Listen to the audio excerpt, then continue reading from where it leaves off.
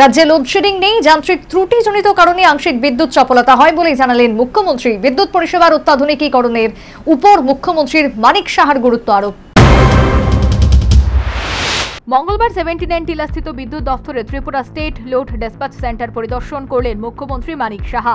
সঙ্গে ছিলেন বিদ্যুৎ মন্ত্রী রতনলাল নাথ সহ দপ্তরের উচ্চপদস্থ কর্তা এবং ব্যক্তিবর্গ। বিদ্যুৎ মন্ত্রীকে সঙ্গে নিয়ে গোটা টেট লোড ডেসপাচ সেন্টারটি ঘুরে দেখলেন মুখ্যমন্ত্রী। পাশাপাশি সংশ্লিষ্ট দপ্তর কর্তাদের সাথে মুখ্যমন্ত্রী এবং বিদ্যুৎ মন্ত্রী যৌথভাবে বৈঠক করেন।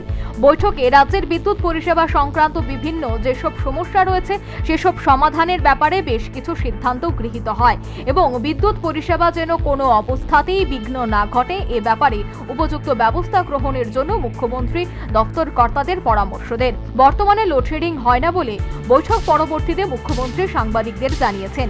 বিদ্যুৎ সরবরাহ সংক্রান্ত ব্যবস্থায় ত্রুটিজনিত কারণেই কিছু কিছু ক্ষেত্রে বিদ্যুৎ চপলতা হয় বলে তিনি সাংবাদিকদের জানান। বিএসএফ অন্যান্য যারা আছেন সবার সাথে আমার কালকে একটা ওনাদের সাথে কথাবার্তা হয়েছে যাতে নজরদারি রাখা হয় এবং আমরা নজর রাখছি। দিল্লির সাথেও আমার কথাবার্তা হচ্ছে। তো এইগুলো যখন দিল্লির থেকে যে নির্দেশ আসবে সেই দিকে আমরা কাজ করব। এখন আমরা বলে দিয়েছি সমস্ত যে বর্ডারগুলো আছে যাতে কেউ না আসতে পারে সেই ব্যবস্থা আমরা করছি। এই মুহূর্তে আমরা কাউকে অ্যালাউ করছি। বিএসএফ তো বর্ডারে পাহারা দিচ্ছে, এছাড়া পুলিশ নিয়ে কোনো ট্যাক্স ফোর্স বা পুলিশের আলাদা কোনো দায়িত্ব না? তো আমি বললাম তো ডিজিপি সাহেবের সাথে কথা হয়েছে, তো ইন্টেলিজেন্ট ডিজিপি ওনার সাথেও কথা হয়েছে, বলা হয়েছে যে কোঅর্ডিনেশন করার জন্য। এই যে আমি 5-6টা ডিপার্টমেন্টের কথা আমি বললাম, ওনারা সবাই একজন আরেকজনের সাথে যাতে কোঅর্ডিনেশন করে, কোথাও কী সমস্যা বা কোনো যদি বর্ডার এরিয়াতে কোনো প্রবলেম হয় একজন আরেকজনের সাথে যাতে কোঅর্ডিনেশন করে। আচ্ছা, দিল্লি থেকে কি গতকালকে কোনো নির্দেশ এসেছে? আমার সাথে কথা হয়েছে, নির্দেশ হয় না, আমাদের সাথে কথা হয়েছে। ত্রুটি সংক্রান্ত কারণে বিদ্যুৎ চপলতা রুখতে উপযুক্ত ব্যবস্থা গ্রহণ করা হচ্ছে বলেও মুখ্যমন্ত্রী সাংবাদিকদের জানিয়েছেন। ত্রিপুরাতে বাংলাদেশের এই উদ্বেগজনক যে অবস্থা, তাতে আমাদের কোনো সমস্যা হচ্ছে কি না আমার কাছে জানতে চেয়েছে। আমিও বললাম যে এখন পর্যন্ত তো সব ঠিকই আছে, কোনো সমস্যা নেই। স্যার, বাংলাদেশে কিছু হিন্দুদের বাড়িতে আগুন দেওয়া হচ্ছে মন্দির, এই বিষয় নিয়ে আপনার কি? না, এগুলো তো হওয়া বাঞ্ছনীয় না। আমরা তো এগুলো কোনো অবস্থায় আমরা এগুলোকে ভালোভাবে নিই না।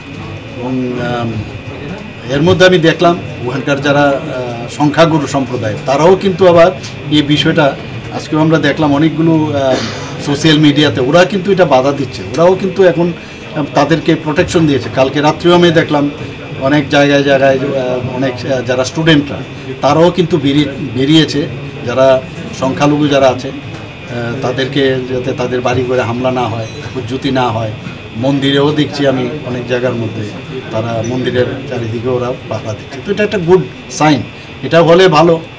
তো এই ধরনের একটা উত্তেজনা ত্রিপুরা স্টেট লোড ডেসপাচ সেন্টারটির মাধ্যমে বিদ্যুৎ পরিষেবা সংক্রান্ত বিষয়ে গোটা দেশের সাথে সমন্বয় বজায় রাখা সম্ভব হচ্ছে এবং এই স্টেট লোড ডেসপাচ সেন্টারটি পুরোপুরি নিরাপদ বলে জানালেন বিদ্যুৎ মন্ত্রী রতনলাল নাথ।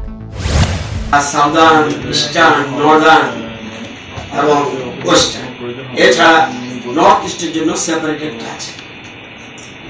তো মূলত এই জায়গাটা ভীষণ সেন্সিটিভ এবং প্রতি মুহূর্তে, এবং আরেকটা ইম্পর্টেন্ট জিনিস যে একমাত্র নর্থ ইস্টের মধ্যে আমরাই ক্রস বর্ডার ট্রানজাকশন করছি। নর্থ ইস্টের কোনো স্টেটার ইন্টারন্যাশনালি মার্কেটিংয়ে যাচ্ছে, আমরা শুধুমাত্র আমাদের রাজ্য এই বহির্দেশকে আমরা সাপ্লাই করছি। এবং এটা একটা সেন্সিটিভ লোকেশন এবং এখানে যে কোনো সময় মানুষ ঢুকতে পারে না এবং এটা এমনভাবে তৈরি করা আছে ইচ্ছা করলে কেউ আসতে পারবে না। আর আমাদের এই সেন্টারটা হওয়ায় আমরা বিশেষ করে ডিস্ট্রিবিউশন, ট্রান্সমিশন অ্যান্ড জেনারেশন তিনটার মধ্যে সমন্বয় করে রাখা এবং ওই রিজিওনাল সেন্টারের সাথে এবং সারা দেশের সাথে যাতে সমন্বয় সাধন করে এবং কোয়ালিটি বিদ্যুৎ পরিবহন আমরা ডিস্ট্রিবিউট করতে পারি, সেই জন্য এসএলডিসি।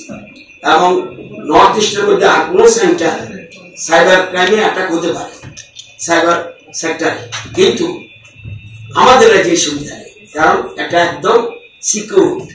সেই জন্যই এবং শুধু সিকিউর নয়, আমরা সেই সার্টিফিকেটও পেয়েছি, নর্থ ইস্টের কোনো স্টেট পাই না। বলার অপেক্ষা রাখে না। বিদ্যুৎ চপলতা জনিত কারণে বর্তমানে কিন্তু রাজ্যবাসী যথেষ্ট সমস্যার সম্মুখীন। তবে রাজ্য সরকার তথা বিদ্যুৎ দপ্তর এই সমস্যা নিরসনের ব্যাপারে যে প্রচেষ্টা চালিয়েছে মুখ্যমন্ত্রীর বক্তব্যে তা পরিষ্কার। Bureau report, news vanguard.